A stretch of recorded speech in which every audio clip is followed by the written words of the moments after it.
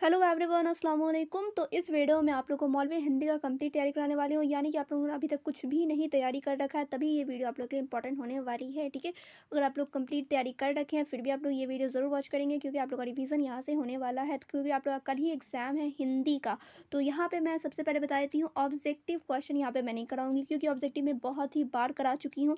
और आप लोग को एक ही वीडियो में कंप्लीट ऑब्जेक्टिव मिलने वाला है हिंदी का। मैं यहाँ पे आप लोग को पहले बताती हूँ, उसके बाद आगे बताऊंगी। ठीक है, अब आप सभी को आना है यूट्यूब पे सर्च करना है। मैं बता रही हूँ यहाँ पे मौलवी वन शॉट। ठीक है, कुछ इस तरीके से जैसे मैं सर्च कर रही हूँ इसी तरीके से आप लोग को सर्च करना है।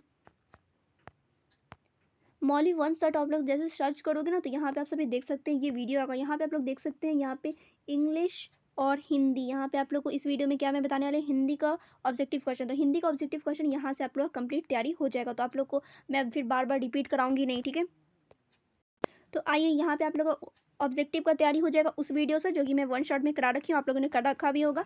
अब यहाँ पे मैं कंप्लीट कराऊंगी सब्जेक्टिव। ठीक है, सब्जेक्टिव क्वेश्चन कराऊंगी, उसके बाद कराऊंगी हिंदी ग्रामर। ये दोनों चीज़ आप लोगों को इस वीडियो में देखने को मिलेगा। और जो ऑब्जेक्टिव है तो मैं पहले करा रखी हूँ, तो आप लोग वहाँ से वॉच कर लेंगे, यानी कि रिविजन कर लेंगे। ठीक है, तो आइए मैं आप लोगों को जल्दी से सारा सब्जेक्टिव क्वेश्चन कराती हूँ, फिर कराऊंगी ग्रामर का क्वेश्चन। तो आइए यहाँ पर मैं आप सभी को सब्जेक्टिव क्वेश्चन कराते हुए चलती हूँ। ठीक है, तो यहाँ पे सबसे पहला क्वेश्चन यहाँ पे देखिए, ठग ठाकुरों से कवि का संकेत किसकी ओर है। तो किसकी ओर है, यहाँ पे आप लोग उत्तर देखिए। ठग ठाकुरों से कवि का संकेत मानवता और समाज के शत्रुओं से है, जो संघर्षरत मनुष्य के सहारों को समाप्त कर रहे हैं, उनका जो भी मूल्यवान है उसे लूट रहे हैं। ठीक है, तो ये तो फर्स्ट क्वेश्चन का आंसर। और ये सारा क्वेश्चन आप लोगों ने पहले भी देखा होगा। ठीक है, और आज फिर से मैं इस वीडियो में करा रही हूँ। तो क्वेश्चन यहाँ पे फिर से देखें आप लोग, कवि ने अपनी पुत्री का तर्पण किस प्रकार किया। तो किस प्रकार किया, यहाँ पे आप लोग उत्तर देखें, यानी कि आंसर देखें। कवि ने अपने गत जीवन में जो अच्छे कार्य किए थे उन्हीं को साक्षी बनाकर और उन्हीं को अपनी पुत्री को अर्पित करके उसका तर्पण किया। ठीक है, तो ये था इस क्वेश्चन का आंसर। फिर आप लोग देखें नेक्स्ट क्वेश्चन, लॉन्ग टाइप भी क्वेश्चन कराया जाएगा आगे। सागर और बूंद से कवि का क्या आशय है, क्या आशय है। तो यहाँ पे आप लोग आंसर देखें, यानी कि जवाब देखें। तो यहाँ पे जवाब होगा, सागर से कवि का आशय विराटता से और बूंद से कवि का आशय नश्वरता अर्थात नाशीलता से है। ठीक है, फिर आप लोग देखें नेक्स्ट क्वेश्चन है यहाँ पर, बनारस में वसंत का आगमन कैसा होता है और उसका क्या प्रभाव इस शहर पर पड़ता है।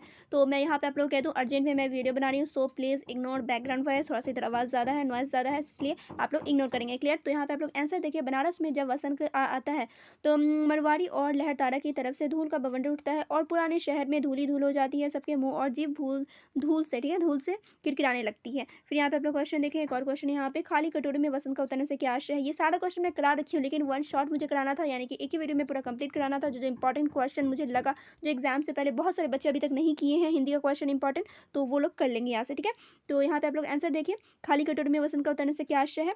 खाली कटोरे में वसंत का उतरने से यह आशय है कि वसंत आने पर बनारस शहर के घाटों पर आने वालों को भीड़ लगने लगती है और इससे भिखारियों को काफ़ी भीख मिलने की आशा हो जाती है। ठीक है, यहाँ पे मैं सारे क्वेश्चन नहीं कराऊंगी, जो जो इंपॉर्टेंट मुझे लग रहा है वो सारे क्वेश्चन कराती हुई चलूंगी।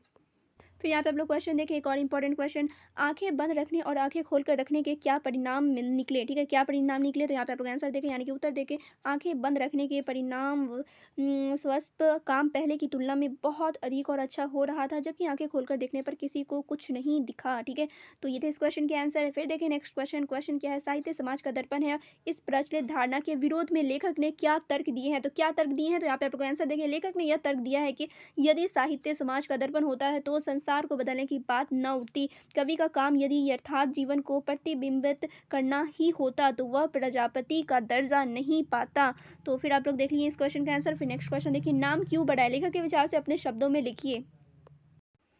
तो यहाँ पे आप लोग इसका आंसर देखें, नाम इसलिए बड़ा नहीं होता है कि वह केवल नाम है, यह बल्कि इसलिए बड़ा होता है क्योंकि समाज में इसे स्वीकृति मिली होती है। नाम हमारे समाज का सत्य है, नाम उस पद को कहते हैं जिस पर समाज का ठप्पा लगा होता है। फिर देखिए नेक्स्ट क्वेश्चन, इंपॉर्टेंट क्वेश्चन, कवि मौन होकर प्रेमिका के मन के कौन से प्रण पालन को देखना चाहता है। तो यहाँ पे आप लोग देखिए इस क्वेश्चन का आंसर है, कवि मौन होकर अपनी प्रेमिका के उस प्रण पालन को देखना चाहता है जिसमें उसकी प्रेमिका ने उससे मिलने का वचन दिया था, परंतु वह बेवफा निकली और उससे नहीं मिली। ठीक है, फिर आप लोग देखिए नेक्स्ट क्वेश्चन है यहाँ पे, बचपन में लेखक के मन में भारतेंदु जी के संबंध में कैसी भावना जगी रहती थी। तो कैसी भावना जगी रहती थी, तो यहाँ पे आप लोग देख सकते हैं मधुर भावना जगी रहती थी। ठीक है, ये क्वेश्चन ही का लाइन है और यहाँ पे आप लोग देख सकते हैं मधुर भावना जगी रहती थी। फिर आप लोग देखिए नेक्स्ट क्वेश्चन, और यहाँ पे आप लोग देख सकते सकते हैं यहाँ से शुरू हो रहा है, यानी कि स्टार्ट हो रहा है लॉन्ग टाइप क्वेश्चन, यानी कि दीर्घ उत्तरीय प्रश्नोत्तर। तो क्वेश्चन यहाँ पे देवसेना की हार या निराशा के क्या कारण है? तो क्या कारण है यहाँ पे आप लोग देखिए, देवसेना की हार या निराशा का कारण उसकी आशाओं और आकांक्षाओं का पूरा न हो पाना है। देवसेना अपने भाई और मालवा के राजा बंधु वर्मा की मृत्यु के बाद उसके स्वप्नों को साकार करने के लिए और राष्ट्र सेवा का व्रत लिए हैं। जीवन में देवसेना को संकटगुप्त की चाह थी, ठीक है, किंतु वह किसी और को चाहता था। इसी निराशा में देवसेना आश्रम में रहकर भीख मांगती है। जीवन के अंतिम मोड़ पर देवसेना को संकटगुप्त पाना चाहता है, तब वह अपने हृदय की कोमल कल्पना को सो जाने को कहती है। वह अपने जीवन पर दृष्टिपात करते हुए अपने अनुभवों में अर्जित वेदनामय क्षणों को याद करती है और यौवनावस्था के क्रियाकलापों और उस समय की कई नादानियों पर पछताती है कि वह समय को दुनिया की तृष्णा से बचा नहीं सकी और उसने अपनी लाज, अपने जीवन की समस्त कमाई, अपना मान सम्मान सब कुछ गवा दिया। ठीक है, तो ये था फर्स्ट क्वेश्चन का आंसर। आप सभी देख रहे होंगे लॉन्ग टाइप क्वेश्चन में काफ़ी टाइम लग रहा है मुझे, ठीक है, क्योंकि आप लोग को यहाँ पे मुझे और भी बहुत सारे क्वेश्चन कराने हैं और यहाँ पे एक एक क्वेश्चन आप लोग देख सकते हैं काफ़ी लॉन्ग है। तो यहाँ पे मैं कुछ क्वेश्चन करा देती हूँ और कुछ क्वेश्चन आप लोग को इंपॉर्टेंट बता दूंगी या फिर करा ही दूंगी, ठीक है।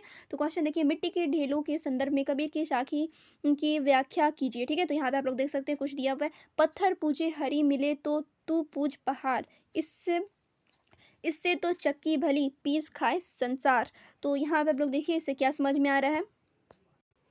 तो यहाँ पे आप लोग देखिए इसका उत्तर क्या है, यानी कि आंसर क्या है। यहाँ लेखक जन्म भर के साथी के चयन में मिट्टी के ढेलों पर भरोसा करने के अंधविश्वास पर चोट करते हुए कबीर की साखी का उदाहरण देता है कि पत्थर पूजे हरी मिले तो तू पूज पहाड़, इससे तो चक्की भली पीस खाए संसार। अर्थात यदि पत्थर पूजने से ईश्वर की प्राप्ति होती है तो तू पहाड़ को पूज। यहाँ कबीर पत्थर की मूर्ति पूजने वाले ढोंगियों पर कटाक्ष करते हुए कहते हैं कि इससे हरि की प्राप्ति नहीं होती। यदि ऐसा होता तो तू पहाड़ की पूजा कर। कबीर कहता है कि इससे तो अच्छी पत्थर के दो पाटों वाली चक्की है, जिससे संसार अनाज पीस कर अपना पेट भरता है। अर्थात चक्की के पार्ट व्यवहारिक रूप में मनुष्य का पेट भरने के काम आ रहे हैं, ठीक है। तो यहाँ पे आप लोग देखिए इसके आगे भी कुछ दिया हुआ है, तो ये सब जानने की आप लोगों को जरूरत भी नहीं है। फिर यहाँ पे आप लोग देखिए नेक्स्ट क्वेश्चन है, दूसरा देवदास कहानी के शीर्षक की सार्थकता स्पष्ट कीजिए। ठीक है, तो यहाँ पे कुछ इंपॉर्टेंट लाइन यहाँ पे मैं बता देती हूँ, पूरा एक्सप्लेन करूंगी नहीं, ठीक है। तो यहाँ पे आप लोग देखिए पहला लाइन यहाँ पे, दूसरा देवदास कहानी का शीर्षक इन मायनों में अत्यंत सार्थक है क्योंकि पूरी कहानी की थीम प्रेम पर आधारित है। ठीक है, यानी जो थीम होता है वो किस चीज़ पे आधारित है, तो प्रेम पे आधारित है। हालांकि इसमें हरिद्वारा और हर की पौड़ी का भी अलग से वर्णन है, लेकिन कहानी इसके नायक संभव और नायिका पारो के इर्द गिर्द की ही घूमती है और उनका प्रेम ही कहानी की प्रमुख घटना है। जिस प्रकार शरतचंद्र चट्टोपाध्याय के उपन्यास देवदास में नायक देवदास और नायिका पारो के बीच एक अमर प्रेम कहानी के जन्म लिया था, ठीक है, उसी प्रकार यहाँ भी सामान्य परिपाटी से अलग हटकर संभव और पारो के बीच एक पवित्र और स्थायी प्रेम कथा ने जन्म लिया है, ठीक है। और इतना आप लोग बस जान लीजिए, आगे ये सब फालतू चीज़ जानने की जरूरत भी नहीं है। फिर देखें नेक्स्ट क्वेश्चन क्या है, कूटज के जीवन में से हमें क्या सीख मिलती है, क्या सीख मिलती है। तो ये सब आप लोग को शॉर्ट टाइप क्वेश्चन में भी देखने को मिल रहा होगा और यहाँ पे लॉन्ग टाइप में भी है। तो यहाँ पे आप लोग देखिए, कूटज के जीवन से हमें यह सीख मिलती है कि जीवन की विषम परिस्थितियों में भी हमें घबराना नहीं चाहिए। फिर यहाँ पे आप लोग देखिए, हमें घबराना नहीं चाहिए और अपनी प्रबल जीवन शक्ति, स्वावलंबन तथा आत्मविश्वास को पहचान कर जीना चाहिए। कूटज हमें बताता है कि जीना भी एक कला है, तपस्या है। वो बताता है कि जियो तो जिंदगी में प्राण डाल दो, जीवन रस के उपकरणों में जीवन रस ढाल दो। वह हमें सिखाता है कि चाहते सुख हो या दुख, प्रिय हो या अप्रिय, जो मिल जाए उसे शान के साथ हृदय से बिल्कुल अपराजित होकर सोल्लास करो, पर हार कभी मत मानो। तो ये था कुछ सब्जेक्टिव क्वेश्चन जो इंपॉर्टेंट है, ठीक है, और इसका आप लोग स्क्रीनशॉट ले लेंगे, ठीक है। ये थोड़े से लॉन्ग है, ये भी आप लोग को स्क्रीनशॉट लेके पढ़ लेना है। और एक और मैं क्वेश्चन यहाँ पे दिखा रही हूँ, ये भी क्वेश्चन का आप लोग को स्क्रीनशॉट ले लेना है। क्लियर। अब मैं यहाँ पे लेकर चलती हूँ हिंदी ग्रामर की तरफ, यानी ग्रामर के क्वेश्चन की तरफ। तो ग्रामर के क्वेश्चन करने से पहले आप लोग यहाँ पर देखिए कुछ इंपॉर्टेंट चीज़ है, यानी कि इंपॉर्टेंट इससे है, तो ये सब कुछ आप लोग को पहले करना है, ठीक है। इस पे खास करके मैं कह रही हूँ, ये इस पे आप लोग याद ही कर लेना है। उसके बाद एक दो और टॉपिक यहाँ पे बता रही हूँ, जैसे कि दहेज प्रथा हो गया, इस पे भी आप लोग को याद कर लेना है। एक और है, जैसे ये दोनों पे तो आप लोग को याद करना ही करना है। और यहाँ पे मुहावरा पे जो इंपॉर्टेंट मुहावरा मुझे लगा यहाँ पे मैं दे दी हूँ, यहाँ पे आप लोग ये सारे को आप लोग याद कर लेंगे। खास करके सबसे पहले ये करना है, उसके बाद कुछ इंपॉर्टेंट टॉपिक जो बता रही हूँ वो भी करना ही करना है। तो यहाँ पे आप लोग देखिए कुछ इंपॉर्टेंट चीज़ है, जैसे कि व्याकरण का हो गया, विपरीतार्थक शब्द आना चाहिए, जो कि शब्द इंपॉर्टेंट जो मुझे लगा यहाँ पे मैं दे दी हूँ, ये सब आप लोग याद कर लेंगे। फिर यहाँ पे आप लोग देखिए शुद्ध अशुद्ध, जो यहाँ पे देख सकते हैं निम्नलिखित वाक्यों को शुद्ध करें, यानी कि जो गलत दिया हुआ है सेंटेंस उसको सही करना है। तो यहाँ पे आप लोग देख लेंगे, समझ लेंगे, इस टाइप के क्वेश्चन आते ही आते हैं, अनेक शब्दों के लिए एक शब्द, ये भी कुछ इंपॉर्टेंट यहाँ पे मैं दे दी हूँ, ये आप लोग याद कर लेंगे। क्लियर?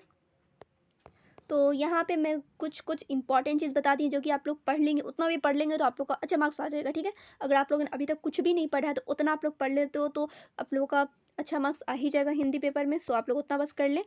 तो वीडियो कैसी लगी कमेंट करके ज़रूर बताएंगे और ज़्यादा से ज़्यादा वीडियो को शेयर करेंगे।